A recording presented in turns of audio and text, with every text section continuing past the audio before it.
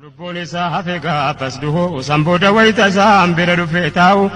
akkas jedhu malee takkaa gad hin taa'u. Ijji koo ija keessan dhabuu hin danda'u. Hamtuun isiniif dhufe anumaa na bahu wahdahu laa shariika lahu. Yaa Rabbi nu deebis gootummaa imaanaa nama lubbuu ofii wareeguuf quraana akkuma kan jaraa gaafa duraa sana. Quraanni tuqamnaan isaan arrabsamnaan eenyuun rafee bulaa diiniin tuffatamnaan gaafa aduun diinii quuqee ba'u sana tokko nabiin arrabse akkuma irraa kana. Kaab ibnu Ashraf jedhama Yahudaa Madiinaa Yasribitti sooresse tokko isa kana aduwwee rasuulaati aduwwee quraana. Yeriidhaan ergamaa Rabbii arrabsinaan mushrikootas jagnoomsuuf jedhee faarsinaan rasuulli tuqamnaan saafota aarsinaan. Nabiyyiidhaan jedhanii nu fidaa keetaanaa achumaan dhaqanii isaanis ni goonaan dargaggoon shammalaa baafatanii dhaynaan tokko Kaabiin naqee gawwaammatee manaa dadhabnee sitti dhufne amri islaamaa kana achumaan simatee gammachuu mirkaana. Ijoollee akka kootii waliin sitti dhumnaa jedheen gammachiisee baallameechi deemnaan guyyaa baallamaasan Kaabiin dhufee waamnaan. Wayitanii gad dhufuu jedhee maal urgoofta kana nu urgeeffacheese maal wanti addee kana yoo manni itti jedhu tokko mataa qabnaan jarri kaan seefiidhaan morma isaarraa gannaan rasuulaa waa jennaan eenyuun ajaabahu wahdahu laa shariika lahu. Guyyaa lola Badrii sobbolaan lamaanii ijoolleen abbaa jaalee galaafatte suni. Ilmaan ansaarotaa xixiqqoo umriin Mu'aazii Mu'awwees jedhama maqaani baadhatanii dhaqan sayfii xiyya isaanii akkuma lolli Badrii jalqabameen ijoollee lachuu jedhan yaa Abdurrahmaani nu agarsiisisa kama baajaal jechuun yaa Abdurrahmaan jedhee maaliif gaafatanii isa ajjeefnee duhoodha keenya har'aa jaanii rasuula arrabsuusaa dhageenya jedhanii. Abdurrahmaan fuulleetti agarsiifnaani achi wal dorgomaa dhaqan fiigichaani harkaan jedhanii gombisan afaaniin achiin gara ergamaa Rabbiitti fiiganii ajjeefne Abaa Jahaliin aduwwii keessanii reefka isaa laaluudhaaf Ibnu Mas'uud dhaynaani dhaqee argee utuu lubbuun isaan bayni ol bahee morma isaa irraa kutee finnaani. Jedhan nabiin Rabbii mataasaa arganii Firaa'unaa ummataa kanaatinni kuni alhamdulillahi galata rahmaani kufriin jabuudhaani maqaan Rabbii ol ta'uu wahdahu laa shariika lahu.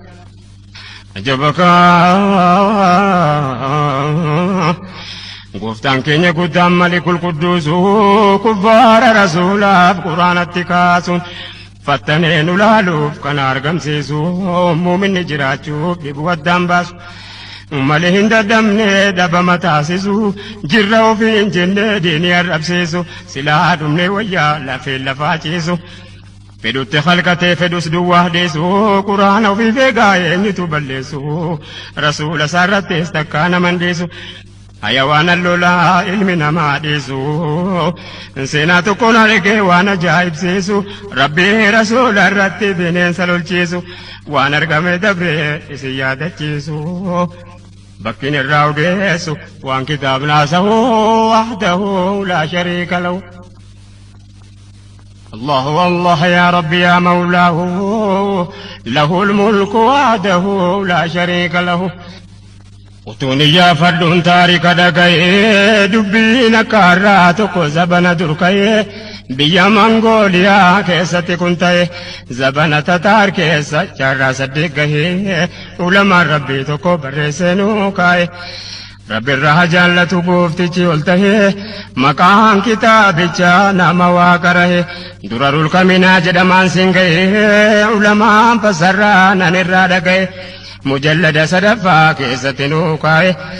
fuula 202 irratti haasa'e mootiin islaamaa tokko kaafira ta'e gammachuusaa ayyaanni guddaan qophaa'e mootowwan nasaaraa eebbisuuf ol gahee gammachuusaa ayyaanni guddaan qophaa'e mootowwan nasaaraa eebbisuuf ol gahee tokko keessaa gorsaan qaba jedhee ka'e rasuula harrabsee waan baay'ee haasa'e sareen tokko ciisaa utaaleetti ka'e bineensa adamsuudhaan kan beekamaa ta'e rasuulli rabbii arrabsamuu dhaga'e ummatuma keessaa namtichatti ka'e inni ummata keessa fiinaan faana bu'e achiin irraa qabee biyyitti dacha'e kun sareen maal ta'e namtichatti kahuun waadahu laa shariika lahu Sarichi hidhamnaan ummanni gattaa'e namtichi dubbisaatti fufuuf ol ka'e ummata keessaa nam tokko waa gaafate ka'e jedheen sareen amma nama jidduu bahee wamtinni addaan baasee si qofatti ka'e wamtinni addaan baasee si qofatti ka'e nabiyyi islaamaa arrabsuu kee dhaga'e nama biraan tuyne suma faana bu'e. Miti jedheen namtichi wamtin akkas ta'eef kun xabiyaa isaati wama jagna ta'eef yoon dubbadhu harka raafnaan rukutuu fansee jedhee itti buufee waan dubbachuu bahee ergamaa rabbi irratti waan fedhe haasa'e wamti afaan isaatii bahuu isa caalu ta'e qudrat Allah sareen funyoo kutee ba'e utuu namni hin beekin jedhuun mataa ga'e utaalee namticha morma isaarra bu'ee hidde kokkee qabee ciibsee lafaan ga'e lahzaatti namticha ruuhiin keessaa ba'e naa dhagahaa sanaan booda wanti ta'e namni kumna furtamni islaama ta'e kanan kaasee tarraa argadhee dhagahee Khaalid Raashidii jedhama innaasa'e dubbicha dhagahee raajinatti ta'e kanaaf anaasa'e gurra sin hagahoo wahdahu laa shariika lahu yaa aduu islaamaa bari'uun keen ooltu dukkani har'aa kun waa akkanatti naftu hamma feete turtu si ofeete daddabtu adleen islaamummaa gaafa siin deebitu gaafa mootiin ummanni wal qixxaatu gaafa miizaan naqqee dhugumaan dhaabbatu gaafa amreen kamoo quraanni dhuunfatu arguuf taaha ummanni har'a nu tuffatu gaafiin ummataa gaafa ni deebi argatu dhuftu malee naftu yoomillee haa ta'u wahdahu laa shariika lahu yaa aduu islaamaa bari'uun keen ooltu dukkanni har'aa kun waa akkanatti naftu hamma feete turtus yoo feete daddabtus adleen islaamummaa gaafa siin deebitu gaafa mootiin ummanni wal qixxaatu gaafa miizaan naqqee dhugumaan dhaabbatu gaafa amriin kamuu quraanni dhuunfatu arguuf taa ummanni har'a nu tuffatu gaafiin ummataa gaafa ni deebi argatu dhuftu malee naftu yoomillee haa ta'u wahdahu laa shariika lahu gammachiisee baallameechi deemnaan guyyaa baallamaa san kaabeen dhufee waamnaan waytanni gad dhufu jedhee maal urgoofta akkanaa nu urgeeffacheese maal wanti addee kana yoo manni itti jedhu tokko mataa qabnaan jarri kaan seefiidhaan morma isaarraa gannaan rasuulaa waa jennaan eenyuun ajaabahu wahdahu laa shariika lahu guyyaa lola badrii sobbolaan lamaanii ijoolleen abbaa jaalee galaafatte suni ilmaan ansaarotaa xixiqqoo umriin mu'aazee mu'awwees jedhama maqaani baadhatanii dhaqan sayfii xiyya isaanii akkuma lolli badrii jalqabameen ijoollee lachuu jedhan yaa Abdurrahmaani nu agarsiisisa kama abbaa jaal jechuun yaa Abdurrahmaan jedhee maaliif gaafattanii isa ajjeefnee duhoodha keenya har'aa jaanii rasuula arrabsuusaa dhageenya jedhani Abdurrahmaan fuulleettitti agarsiifnaani achi wal dorgomaa dhaqan fiigichaanii harkaan jedhanii gombisan afaaniin achiin gara ergamaa rabbiitti fiiganii ajjeefne abbaa jaaliin aduwwii keessanii Reefka salaaluudhaaf ibnu Mas'uud dhaynaanii dhaqee argee utuu lubbuun isaan bayni ol bahee morma isaarraa kutee finnaani jedhan nabiin rabbii mataa isaa arganii Firaa'uunaa ummataa kanaatinni kuni alhamdulillaahi galata rahmaani